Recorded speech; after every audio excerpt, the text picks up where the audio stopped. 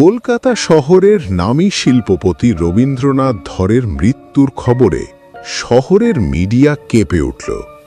সন্ধ্যা 7টায় নিজের ব্যক্তিগত অফিস ঘরে তিনি মৃত অবস্থায় পাওয়া যান। ঘরের সব কাঁচ কালো ফিল্মে মোড়া, বাইরের আলো এক ফোঁটাও ঢোকে না।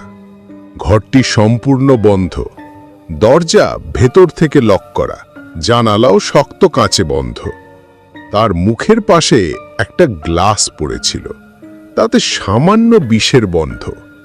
সবাই ভেবেছিল আত্মহত্যা, কিন্তু পুলিশ রিপোর্ট বলল এটা খুন। এই কেসের দায়িত্ব দেওয়া হয় গোয়েন্দা অরিন্দম সেনকে, যিনি পূর্বে অনেক অসম্ভব মামলার সমাধান করেছেন নিখুঁত বিশ্লেষণ দিয়ে। অরিন্দম প্রথমেই পরিবার ও কর্মচারীদের জিজ্ঞাসাবাদ করেন। মূল চরিত্ররা হল: 1. মৃত ব্যক্তির স্ত্রী তনয়া ধর। সম্পর্ক ভালো ছিল না, তবে প্রকাশ্যে কোনো কলহও ছিল না। 2. ছেলে সৌমিক ধর। ব্যবসার দায়িত্ব নিতে চাইছিলেন, তবে বাবা তাকে যোগ্য মনে করতেন না। 3. বিশ্বস্ত সেক্রেটারি মিস রোজারিও। 20 বছরের সম্পর্ক, প্রায় পরিবারের মতো। 4. ব্যবসায়িক পার্টনার ভানু মুখার্জি।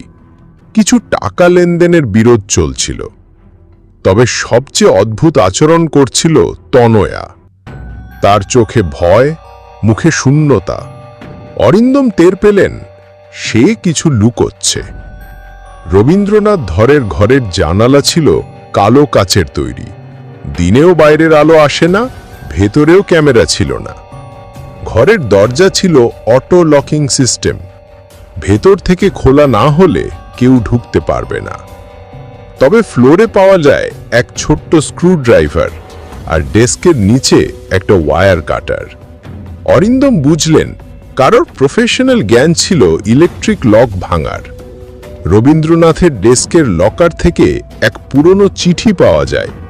লিখেছেন তার ভাই সুমন ধর, যিনি 5 বছর আগে রহস্যজনকভাবে হারিয়ে গিয়েছিলেন। চিঠিতে লেখা ছিল, দাদা, তুমি যা করেছ তার ফল একদিন পেতেই হবে। আমি ফিরে আসব, কিংবা আমার ছায়া, সেই কালো ঘরেই শেষ হবে তোমার রাজত্ব। চিঠির তারিখ ছিল 1 বছর আগের, কিন্তু সুমন তো মৃত ঘোষণা হয়েছেন। অরিন্দম সন্দেহ করতে শুরু করলেন কারোর হাতেই চিঠি পড়ে গিয়েছিল, এবং সেই হুমকি সত্যি করতে চেয়েছিল।